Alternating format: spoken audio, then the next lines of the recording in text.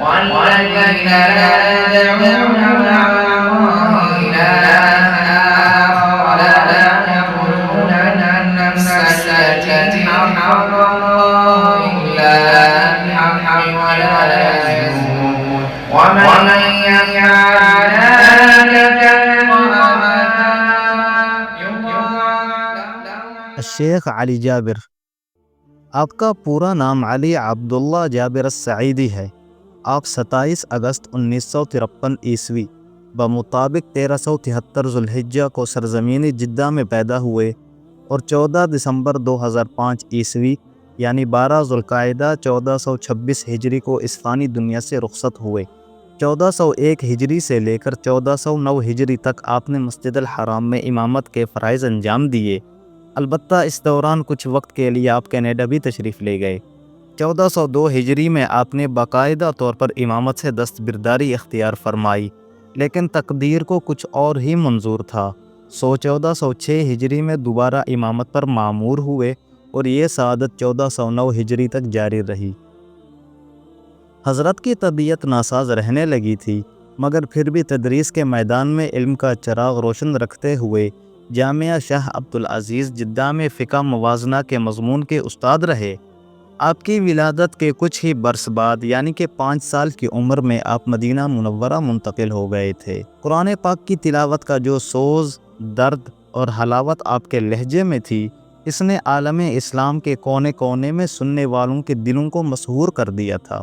لاکھوں مسلمانوں نے آپ کی تلاوت کو نہ صرف سنا بلکہ کئی ائمہ نے اسے اپنانے کی کوشش بھی کی۔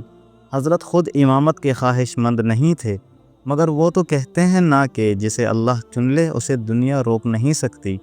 آپ نے مسجد غمامہ مدینہ منورہ میں مسلسل 2 برس امامت کے فرائض انجام دیے اور دلوں کو ایمان کی مٹھاس سے بھر دیا۔ آپ کو اللہ تعالی نے ایسا سوز و گداز والا نغمہ بخشا تھا کہ سننے والے اشکبار ہو جایا کرتے۔ بادشاہ خالد بن عبدالعزیز کے ہمراہ جب آپ مسجد الحرام میں داخل ہوئے تو تقدیر نے آپ کو محراب حرم تک پہنچا دیا۔ 1409 ہجری کے بعد آپ نے مسجد الحرام کی امامت سے کنارہ کشی اختیار فرمائی اور کسی اور مسجد کے مستقل امام نہیں بنے۔ البتہ جہاں بھی نماز کا وقت ہوتا اور آپ موجود ہوتے تو نمازی حضرات آپ سے التجا کرتے کہ آپ نماز پڑھا دیں۔ خاص طور پر جدہ کی بکشان مسجد میں تراویح کے لیے اکثر مدعو کیے جاتے، کیونکہ وہ مسجد حضرت کے دولت خانے کے قریب تھی۔ 1410 ہجری میں آپ نے وہاں تراویح کی امامت فرمائی، لیکن صحت کے سبب طویل قیام ممکن نہ رہا۔ پھر کچھ یوں ہونے لگا کہ آپ آدھی نماز پڑھاتے اور باقی ایک نوجوان مکمل کرواتا۔ رفتہ رفتہ بیماری نے اتنا گھیرا کہ آپ نے امامت سے مکمل کنارہ کشی اختیار کر لی۔ حضرت کا ایک دیرینہ خواب تھا کہ ڈاکٹریٹ کی سند حاصل کر لیں۔ ماسٹرز تو 1400 ہجری میں مکمل ہو چکی تھی، لیکن کئی برسوں کے وقفے کے بعد آپ نے فقہ المقاسم محمد بن ابی بکر الصدیق کے عنوان سے تحقیق مکمل کی اور 22 رمضان المبارک 1407 ہجری کو اس پر پی ایچ ڈی کی ڈگری بھی حاصل کی اور آپ اول درجہ کے ساتھ تھے۔ یہ وہ وقت تھا جب آپ مسجد الحرام میں تراویح کی امامت بھی فرما رہے تھے۔ بعد ازاں آپ جامعہ شاہ عبدالعزیز جدہ میں بطور استاد تدریس کے منصب پر فائز ہو گئے۔ ماسٹرز کے بعد انہیں قضاء کی ذمہ داری دی گئی اور مکہ المکرمہ کے قریب میسان کے علاقے میں تقرری ہوئی، لیکن حضرت نے بڑی نرمی و عزت کے ساتھ اس ذمہ داری سے معذرت فرما لی۔ پھر شاہ خالد نے فرمان جاری فرمایا کہ آپ کو وزارت عدل سے رخصت دے دی جائے اور جامعہ شاہ عبدالعزیز مدینہ منورہ کے شعبہ تعلیم میں عربی اور اسلامیات کے لیکچرار کی حیثیت سے تعینات کیا جائے۔ آپ نے 1401 ہجری میں تدریس کا باقاعدہ آغاز فرمایا، لیکن حضرت کا علمی شوق یہیں رکا نہیں۔ اعلیٰ تعلیم کی لگن نے انہیں آگے بڑھنے پر آمادہ رکھا۔ ایک وقت تھا کہ دنیا بھر کے مسلمان ماہ رمضان میں سحر و افطار کے وقت ٹی وی اور ریڈیو پر آپ کی ندیلی آواز میں تلاوت قرآن سن کر اپنے دلوں کو سکون بخشتے۔ آپ کی سحر انگیز تلاوت آج بھی اہل دل کے کانوں میں گونجتی ہے اور آپ کی روحانی یادیں قلوب کو گرماتی ہیں۔ علی جابر رحمۃ اللہ علیہ کا جنم شہر جدہ میں ماہ ذوالحجہ 1373 ہجری میں ہوا۔ آپ کا نسب قبیلہ آل علی جابر الیافعی سے ملتا ہے، جو حضرموت کے علاقے خشامر میں آباد ہوئے۔ انہوں نے وہاں توحید کا پیغام پھیلایا، جہالت اور خرافات کا ڈٹ کر مقابلہ کیا اور قرآن و سنت اور عقیدہ سلف صالحین سے مضبوطی سے وابستہ رہے۔ آپ ہمیشہ اہل سنت والجماعت کے منہج کی دعوت دیتے رہے۔ بعد ازاں ان کے والد عبداللہ بن صالح بن علی جابر جدہ منتقل ہو گئے اور وہیں سکونت اختیار کی۔ جب شیخ علی جابر کی عمر 5 سال ہوئی تو وہ اپنے والدین کے ساتھ مدینہ منورہ منتقل ہو گئے۔ 15 برس کی عمر میں آپ نے قرآن کریم مکمل حفظ کر لیا۔ آپ کے والد نہ تو آپ کو اور نہ ہی آپ کے بھائیوں کو گلی میں بچوں کے ساتھ کھیلنے کی اجازت دیتے تھے، یہاں تک کہ آپ کے والد کا انتقال ہو گیا۔ اس لیے شیخ علی جابر کے معمولات مسجد نبوی جانا، تعلیم حاصل کرنا اور پھر گھر میں واپس آنا جانا ہی بن گیا۔ شیخ علی جابر کے والد کا انتقال سن 1384 ہجری میں ہوا۔ اس وقت آپ کی عمر 11 سال سے زیادہ نہ تھی۔ جیسا کہ خود علی جابر فرماتے ہیں کہ ان کے والد نے ان کی تربیت میں بہت اہم کردار ادا کیا۔ والد کے انتقال کے بعد آپ کی پرورش آپ کی والدہ نے کی، جنہوں نے اپنے بھائی کے ساتھ مل کر آپ کا خیال رکھا۔ شیخ علی جابر کی سب سے نمایاں خصوصیت ان کی اپنی والدہ کے ساتھ بے حد محبت اور خدمت گزاری تھی۔ انہوں نے اپنی والدہ کے ساتھ رہنے کے لیے کئی قربانیاں دیں اور مدینہ منورہ میں ہی قیام کو ترجیح دی۔ شاید اس کی وجہ یہ تھی کہ ان کے والد کا انتقال اس وقت ہوا جب وہ ابھی تعلیم حاصل کر رہے تھے، تو ان کی والدہ نے ہی ان کی تربیت کی، جس سے وہ اپنی ماں سے بے پناہ وابستہ ہو گئے۔ ان کے والد عبداللہ کا جدہ کے علاقے باب شریف میں ایک چھوٹا سا ریستوران تھا، جہاں علی اور ان کا جڑواں بھائی سالم ان کے ساتھ ہوتے۔ جب علی اور سالم 5 سال کے ہوئے تو ان کے والد نے مدینہ منتقل ہونے کا ارادہ کیا اور پورا خاندان وہاں چلا گیا۔ ان کے والد چاہتے تھے کہ ان کا کوئی بیٹا علم شریعت حاصل کرے، اس لیے وہ علمی حلقوں سے قریب ہونا چاہتے تھے۔ مدینہ منورہ کی بابرکت سرزمین کو انہوں نے اپنا مرکز بنایا، لیکن اللہ تعالیٰ کی مشیت نے یہ گوارا نہیں کیا کہ وہ اپنے بیٹے کو عالم بنتے دیکھیں۔ وہ علی اور سالم کی عمر 11 برس ہونے پر دنیا سے رخصت ہو گئے۔ اس کے بعد ان کی والدہ نے اپنے بھائی کی مدد سے بچوں کی تربیت سنبھالی۔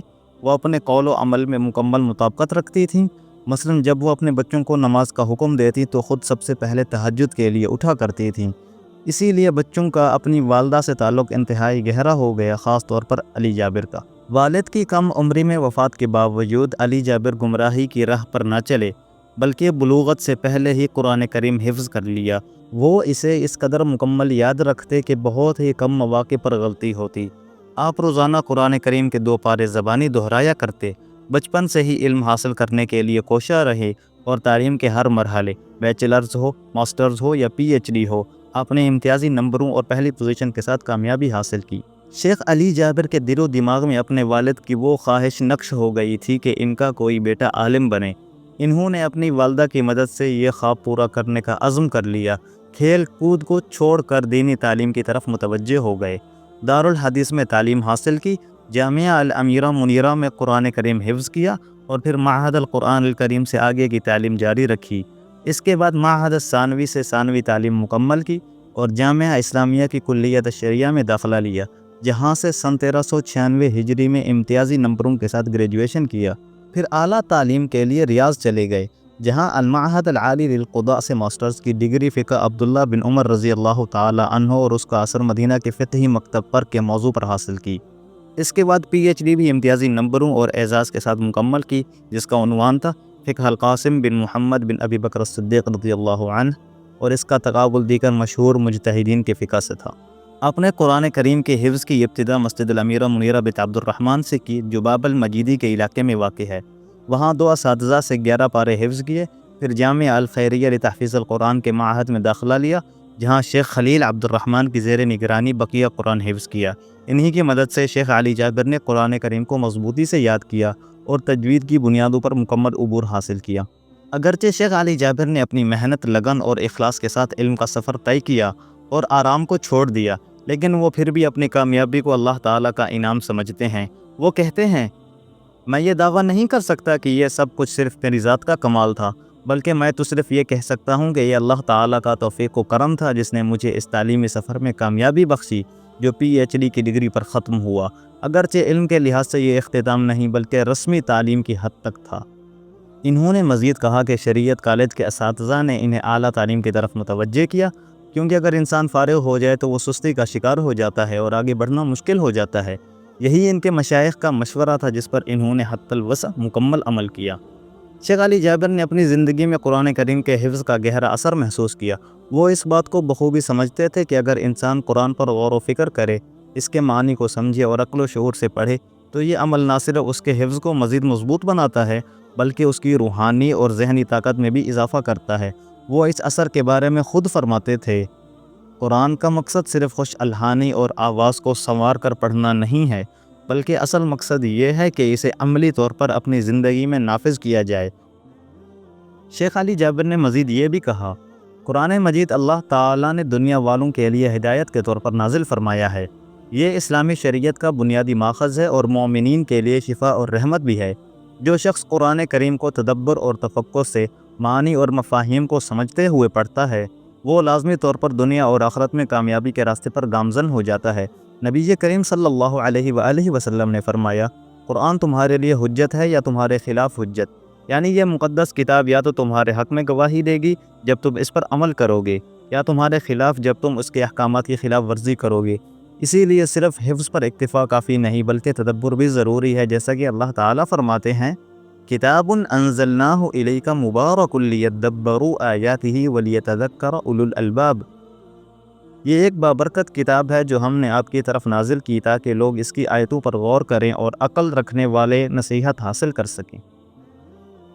ناظرین گرامی، اگرچہ شیخ علی جابر بہت متواضع شخصیت کے حامل تھے اور انہوں نے ہمیشہ یہی کہا کہ قرآن کریم کو محض خوش آواز میں پڑھنا مقصد نہیں ہونا چاہیے، لیکن ان کی دلکش، رقت آمیز اور روح پرور تلاوت نے ہزاروں نوجوانوں کے دل بدل دیے۔ ان کی تلاوت نے لوگوں کو اللہ تعالیٰ کی طرف رجوع کرنے پر مجبور کر دیا، خواہ وہ مسجد الحرام میں ان کی امامت کے ذریعے ہو یا ان کی تلاوت کی آڈیو کیسٹوں کے ذریعے ہو۔ لیکن وہ خود اس کا کریڈٹ نہیں لیتے تھے، بلکہ آپ یہ کہا کرتے تھے کہ میں یہ دعویٰ نہیں کرتا کہ میری تلاوت کا لوگوں پر اثر ہے، مگر یہ ضرور کہوں گا کہ ایک خوبصورت آواز اور دل نشین انداز میں قرآن کریم کی تلاوت کا ایک مسلمان کی روح پر گہرا اثر ہوتا ہے۔ رسول اللہ صلی اللہ علیہ وآلہ وسلم نے حضرت عبداللہ بن مسعود رضی اللہ تعالی عنہ سے فرمایا، مجھ پر قرآن پڑھو۔ حضرت عبداللہ بن مسعود رضی اللہ عنہ نے عرض کیا، یا رسول اللہ، آپ پر ہی تو نازل ہوا ہے۔ تو آپ صلی اللہ علیہ وآلہ وسلم نے فرمایا، میں چاہتا ہوں کہ کسی اور سے سنوں۔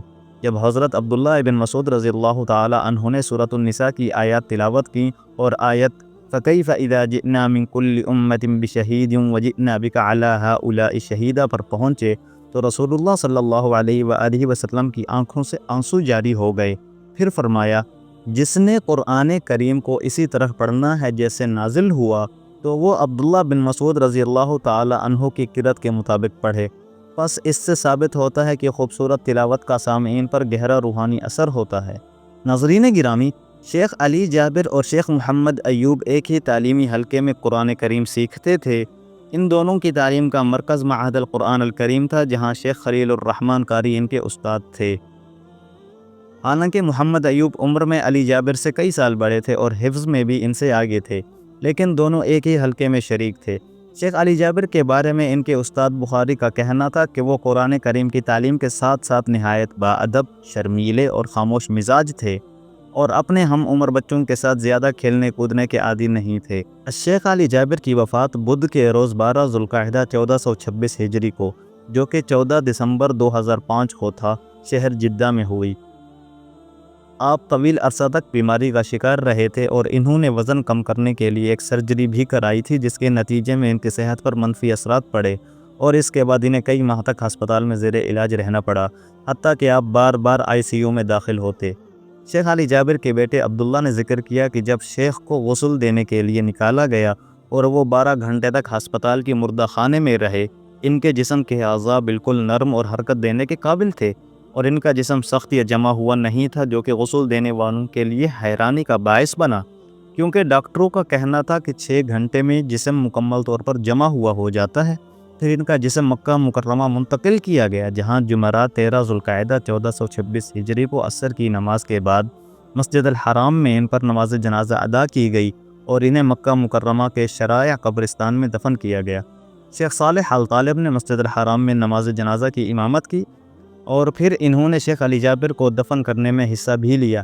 اس موقع پر نماز جنازہ میں شامل ہونے والے افراد میں شیخ ڈاکٹر محمد ایوب، شیخ عبد الودود حنیف اور شیخ منصور العامر سمیت ایک بڑی تعداد میں لوگ جنازے میں شریک ہوئے اور سیکیورٹی اہلکاروں نے جنازے کے حوالے سے لوگوں کی مدد کی۔ شیخ علی جابر کا غسل صبح 9 بجے شروع ہوا تھا۔ ان کا جسم بڑا تھا لیکن ان کا جنازہ 3 افراد نے بآسانی غسل کی میز تک پہنچا دیا۔ یہ جسم کی جسامت کے باوجود اس قدر ہلکا پن حیرانی کا باعث تھا۔ جب ان کے جسم سے کپڑا ہٹایا گیا تو ایسا لگ رہا تھا جیسے وہ فریزر میں نہ رکھا گیا ہو، کیونکہ ان کا جسم سرد نہیں تھا بلکہ معمولی طور پر میت کی قدرتی ٹھنڈک تھی، حالانکہ وہ 12 گھنٹے تک فریزر میں رہے تھے۔ جب غسل دینے والے نے ان کے ہاتھ کو حرکت دی تو وہ بہت آسانی سے حرکت کر رہا تھا جیسے وہ سو رہے ہوں۔ یہ منظر غسل دینے والے پر گہرا اثر چھوڑ گیا، کیونکہ جب میت فریزر میں 1 گھنٹے سے زیادہ رہتی ہے تو اس کا جسم سخت ہو جاتا ہے۔ ان کے چہرے پر واضح مسکراہٹ تھی، اور پھر نماز ظہر کے بعد جنازہ کو اٹھایا گیا اور ان کی آخری آرام گاہ، جو کہ ان کا دل ہمیشہ سے خانہ کعبہ سے وابستہ تھا، شرائع قبرستان میں دفن کیا گیا۔